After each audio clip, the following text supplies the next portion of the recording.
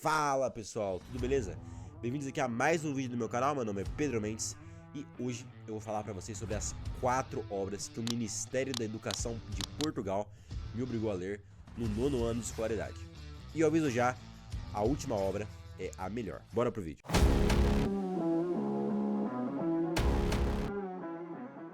Muito bem, indo direto para o assunto, a minha família é brasileira, mas eu moro e estudo em Portugal, num colégio português e, como é evidente, um colégio português segue as leituras obrigatórias do Ministério da Educação português. Olha só que complicado. Nesse vídeo eu vou falar sobre as 4 horas que me obrigaram a ler no 9º ano de escolaridade, que foi o ano passado, agora eu tô no 10º ano. Eu tenho certeza que você vai se surpreender muito com a qualidade das obras, então fica até o final e, é claro, já mete o like, se inscreve no canal e ativa o sininho das notificações. Então vamos lá, a primeira obra que me obrigaram a ler é, curiosamente, de um autor brasileiro, aqui a obra O Alienista, de Machado de Assis, um dos maiores autores da história do Brasil. Vocês podem ver que está aqui, leitura recomendada do 9º ano.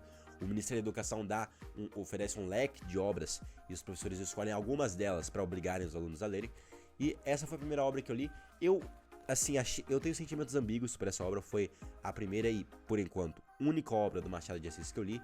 Bem curtinha e é uma obra bastante, assim, curiosa. Eu nunca li nada parecido. Começa já assim, para vocês só terem um gostinho, uma ideia, logo no início. Abre aspas.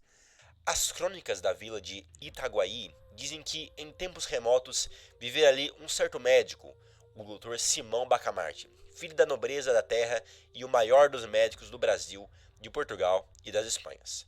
Estudara em Coimbra e Pádua. Aos 34 anos, regressou ao Brasil, não podendo el rei alcançar dele que ficasse em Coimbra, regendo a universidade, ou em Lisboa, expedindo os negócios da monarquia. Este primeiro parágrafo é bastante elucidativo. É a história de um certo médico, como é que está aqui escrito, Dr. Simão Bacamarte, que ele tem uma personalidade muito curiosa, um negócio bem estranho. O próprio livro, a própria linguagem do livro é mais rebuscada, mas tem ali, não segue as regras tradicionais da gramática, da ortografia. Então, quando um personagem vai falar, nem sempre nós temos ali espaço, travessão. É um negócio bem curioso e vai falar das histórias, das, digamos, aventuras que envolvem principalmente esse Dr. Simão Bacamarte na vila de Itaguaí. Ele vai ter lá uma casa de loucos, uma casa de maníacos. Ele também vai descrever aqui numa certa página, deixa eu ver se eu encontro, os diferentes loucos e a mania de cada louco. Toda a história vai girar em torno desse manicômio, que, salvo engano, se chama Casa Verde. Faz muito tempo que eu li essa obra, que foi ano passado. Deixa eu ver, é Casa Verde o nome.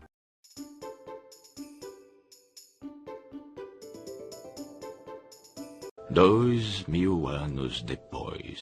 Exatamente, encontrei aqui a página 15 dessa edição da Porto Editora, uma editora muito boa, recomendo bastante para quem mora aqui em Portugal, embora eu acho que a maioria das pessoas que assistem isso daqui não é de Portugal. E aqui na página 15 tem a descrição dos loucos daquele manicômio. Abre aspas. Os loucos por amor eram 3 ou 4, mas só 2 espantavam pelo curioso do delírio. O primeiro, um falcão, rapaz de 25 anos, supunha-se estrela d'alva, abria os braços e alargava as pernas para dar-lhes certa feição de raios, e ficava assim horas esquecidas a perguntar se o sol já tinha caído para ele recolher-se. Então era um sujeito que ficava assim no meio da... é engraçado só imaginar. Um sujeito que ficava assim no meio da casa e ficava perguntando pro pessoal se o sol já tinha se posto, porque quando o sol vem a luz é tão grande que a gente não vê as estrelas. Inclusive na cidade também não se vê as estrelas por causa da poluição. O outro andava sempre, repetição aqui do sempre, à roda das salas ou do pátio, ao longo dos corredores, à procura do fim do mundo. A mania das grandezas tinha exemplares notáveis. O mais notável era um pobre diabo, filho de Algibebe. O que é um Algibebe? Eu vou pôr a definição aí na tela. Que narrava as paredes, porque não olhava nunca para nenhuma pessoa.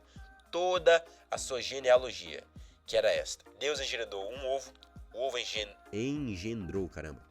O ovo engendrou a espada engendrou Davi engendrou a púrpura engendrou o duque engendrou o marquês engendrou o conde, que sou eu. Dava uma pancada na testa, um estalo com os dedos e repetia 5, 6 vezes seguidas: Deus engendrou um ovo, o ovo, etc. E aqui ele vai narrar, ele vai falar um monte de coisa, tem que ilustrações também. a Casa Verde, que era um manicômio onde o Dr. Simão Bacamarte pegava ali pessoas para estudar, porque ele era um médico muito respeitado, como está escrito no primeiro parágrafo do livro.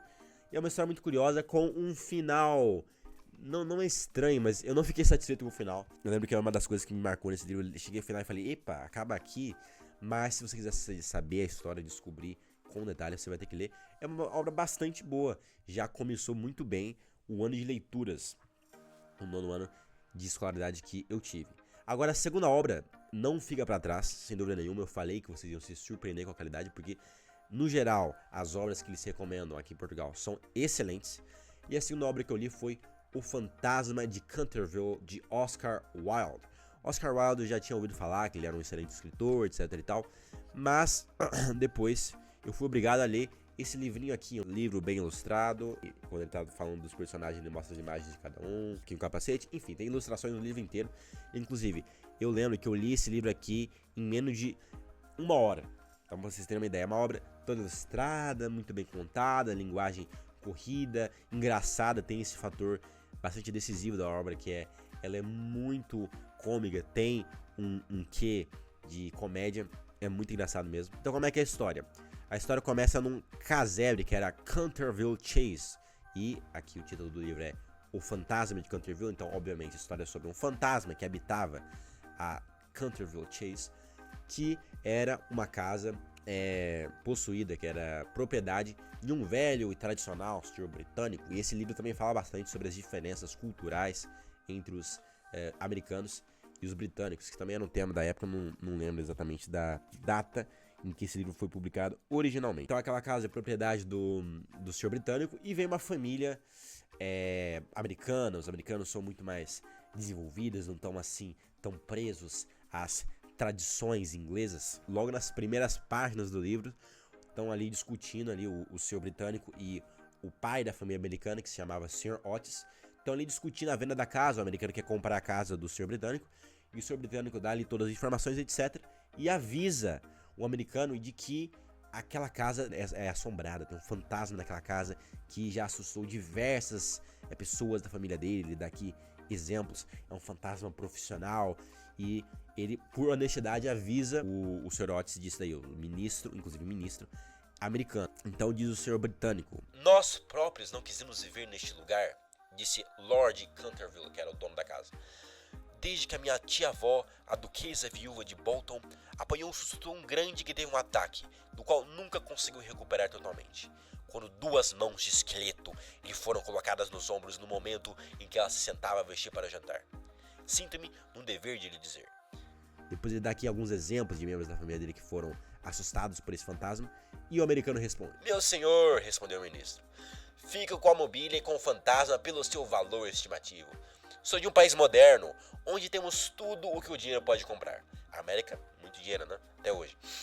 E com todos os nossos jovens dinâmicos que vêm divertir-se para o velho mundo e que levam as nossas melhores atrizes e primas donas, suponho que, se houvesse um fantasma na Europa, tê-lo-íamos rapidamente no nosso país, num dos nossos museus públicos ou em espetáculos de rua. Ou seja, ele tá aqui desdenhando, tá dando risada do aviso do Lord Canterville, que era um aviso real. Mas agora, então isso quer dizer que a história é uma história de terror, que o Oscar Wilde escreveu uma história de terror? Não, porque quando chega, aquela família se muda pra casa, tem um irmão mais velho, tem 2 irmãos gêmeos, e tem a personagem principal, que é aquela que eu lembro o nome, que é a Virginia, que é uma menina de 15 anos. Quando essa família endinheirada americana, chega na casa, tem mesmo um fantasma lá, o fantasma de Canterville. E o fantasma: esses americanos aqui estão desdenhando da minha grandeza, eu vou assustar eles daqui pra fora. Mas não dá certo, porque quando por exemplo, numa das noites em que a família está dormindo, obviamente, você dorme de noite, o fantasma, ele pega umas correntes, ele começa a fazer barulhos sinistros e macabros pela casa, andando pelos corredores escuros. Então, o Sr. Otis acorda e fica assustadíssimo, certo? Não, ele pega no óleo, sai do quarto e vai pro corredor, encontra o fantasma e fala: olha, senhor fantasma, essas correntes aqui estão fazendo muito barulho, põe um óleozinho nelas, porque aí elas rodam, elas não gemem tanto. E o fantasma fica indignado: minha nossa, como assim, você não tá assustado? E tem vários episódios ao longo do livro em que ele tenta assustar a família, e a família tira sarro dele, e ele acaba entrando em depressão, o fantasma entra em depressão. Mas depois tem toda uma relação entre esse fantasma e a menina da família, Virginia, que é uma relação bastante interessante. E o final, diferentemente do Alienista, o final é brilhante, é estupendo. Vocês podem ver que as duas obras que eu falei até agora são curtíssimas, assim, é um negócio que você lê em um dia, se tanto. Então essas foram as primeiras duas obras. A terceira, não tenho aqui, aliás, inclusive até tenho. A terceira obra que eu fui obrigado a ler foram os Lusíadas de Vasco Camões, mas não tudo, calma. Mas na minha escola, inclusive, pra quem não sabe, os Lusíadas são a maior obra da língua portuguesa, da história, porque é um negócio brilhante, em que o poeta Luís Vaz de Camões narra os feitos dos portugueses com uma mistura de realidade e mitologia greco-romana. Ele conta os feitos de portugueses, respectivamente, a viagem de Vasco da Gama para a Índia. Então, em 1498, 2 anos antes do Pedro Álvares Cabral descobrir o Brasil, os portugueses conseguiram chegar na Índia. Então eles saíram de Portugal, deram a volta enorme lá na África, passaram pelo Cabo Bojador e chegaram na Índia. E esse é o tema dessa obra, dessa epopeia que, já ouvi dizer muito, é a maior de todos os tempos. Então na escola me obrigaram, e eu sou grato por isso, porque é uma obra simplesmente genial, brilhante. Então eu fui obrigado a ler partes dessa obra. Então, por exemplo, eu fui obrigado a ler um excerto. Eu não li essa obra aqui, eu li os excertos que estavam transcritos para o manual de português do ano passado. Mas, por exemplo, eu fui obrigado a ler a passagem em que os portugueses, o que se diz que é o maior povo do mundo, embora exista uma rivalidade que meus colegas conhecem bem entre Brasil e Portugal, em que os portugueses estão passando ali pelo Cabo das Tormentas, também chamado, em que era muito violento, o mar era muito tumultuoso, havia um risco de naufrágio grande. Então existem centenas e várias centenas de estrofes com uma estrutura bem definida, é uma obra simplesmente fenomenal.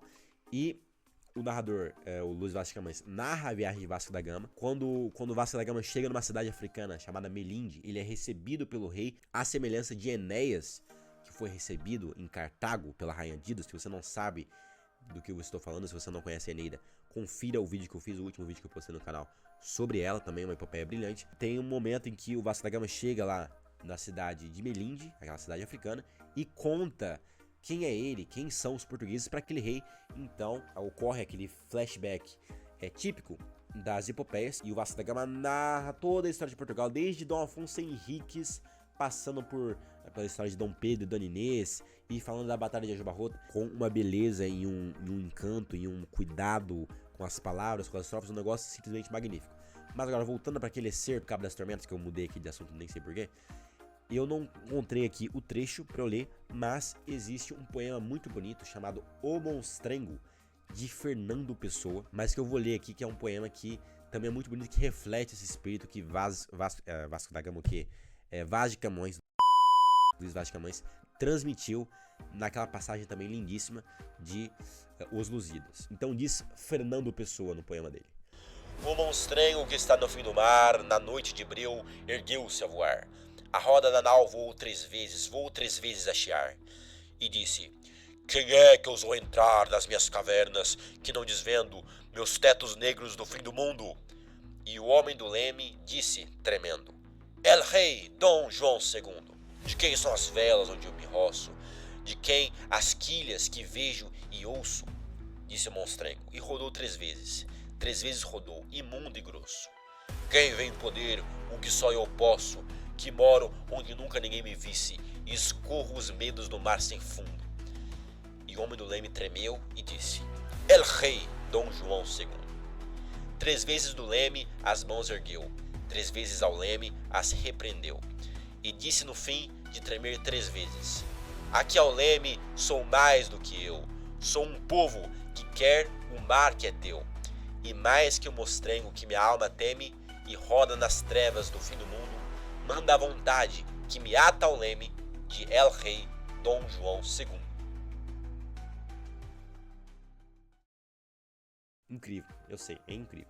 Agora vamos ver o que isso aqui quer dizer. Foi um poema simples também, porque eu já li outras vezes e o professor de português já me deu a devida interpretação, que é basicamente, existe um conto, uma história, uma lenda que diz que lá no Cabo das Tormentas era um lugar onde muitos navios naufragavam, porque existia lá um monstro mitológico chamado o Adamastor, que neste poema de Fernando Pessoa está descrito como o monstrengo, que é esse homem aí que eu tentei personificar, esse ser que eu tentei personificar com a voz grossa, que está ali, gigante como uma montanha, forte, feito de rocha, observando as naus portuguesas, os barcos portugueses que estão ali chegando onde nunca nenhum europeu chegou, onde nunca ninguém ousou navegar. E ele fala: que velas são essas? O que vocês estão fazendo aqui? Quem é que ousou entrar nas minhas cavernas que não desvendo?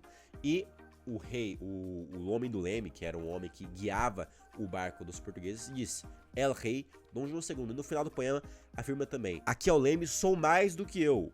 Sou um povo, o povo lusitano, o povo português. Sou um povo que quer o mar que é teu. E mais que o monstrengo que minha alma teme e roda nas trevas do fim do mundo, manda a vontade que me ata ao leme de El Rei Dom João II. Então eu estou aqui representando um povo, sou mais do que eu. Esse daqui é um verso específico muito bonito, que é muito admirado pelo diretor da minha escola também. Que eu estou aqui, sou mais do que eu, está aqui um povo representado por nós. E nós estamos aqui navegando, nós queremos o mar que é teu, nós queremos descobrir o mundo, nós queremos conhecer esses mares nunca antes navegados. Então eu fui obrigado a ler não só essa, mas também diversos excertos. Eu fui obrigado a ler uma parte em que o Vasco da Gama tá lá contando a história de Portugal pro rei de Melim, e ele fala de um episódio histórico que ocorreu realmente, em que o rei Dom Pedro, rei de Portugal, Dom Pedro, top, é a história romântica e trágica que ele teve com uma senhora galega chamada Dona Inês, mas isso daí também é tema para um outro vídeo. Então eu fui obrigado a ler vários trechos e a interpretar e a descrever em testes de avaliação. Fui obrigado a explorar essa obra aqui. Eu tenho, sem dúvida, eu explorei apenas uma parte ínfima dessa obra, que eu terei que ler com mais profundidade ainda. Então essa foi a terceira obra que eu fui obrigado a ler no mês não. Tô aqui pensando no Biden agora. Fui obrigado a ler no 9º ano de escolaridade. Mas agora temos a melhor obra, sem dúvida, que aquela que eu mais gostei, que mais me impactou, que eu achei simplesmente genial, não porque supere os Lusíadas, mas porque realmente dispensa comentários, que é O Alto da Barca do Inferno, de Gil Vicente.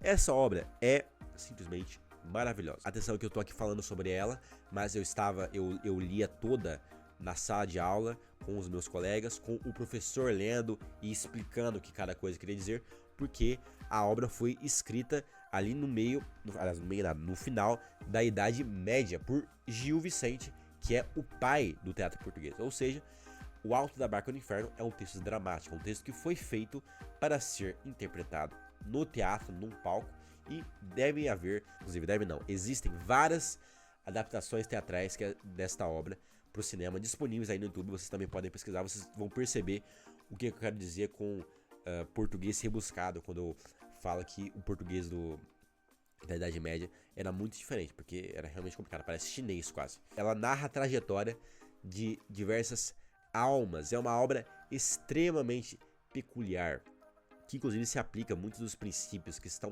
nela expressos se aplicam aos dias atuais. Então imagina agora um palco, e no lado do palco você tem uma barca onde está um demônio e um companheiro, assim, dois agentes demoníacos que estão ali festejando, que estão ali dizendo que logo logo o barco deles, logo ele estará cheio, e do outro lado, bem quietinho, bem calmo, uma barca angelical onde está parado solenemente um anjo no centro da barca. Então vão entrando diferentes personagens. Essa é uma peça que é contínua, ela não tem paragens no meio. Então vão entrando diferentes personagens: o fidalgo, o onzeneiro, o judeu, os templários, os cavaleiros no final, o parvo, que é o mais engraçado, todo mundo adora ele, que são personagens que representam as diferentes profissões e classes sociais daquela época, da época de Gil Vicente. É uma obra que contém personagens tipo, são personagens que não são uma pessoa concreta, não são um personagem concreto, mas sim algo que representa toda uma classe social. Então, por exemplo, o fidalgo, que é o primeiro personagem a entrar em cena depois do anjo, do demônio, um personagem que representa a nobreza. Então o judeu representa os judeus, o onzeneiro representa digamos, capitalistas, os banqueiros daquela época, que eram pessoas que emprestavam dinheiro e depois cobravam o dinheiro de volta com onzeneiro de 11% de juros, que é uma quantidade gigantesca, uma quantidade absurda. Então os personagens entram e normalmente eles falam com o demônio,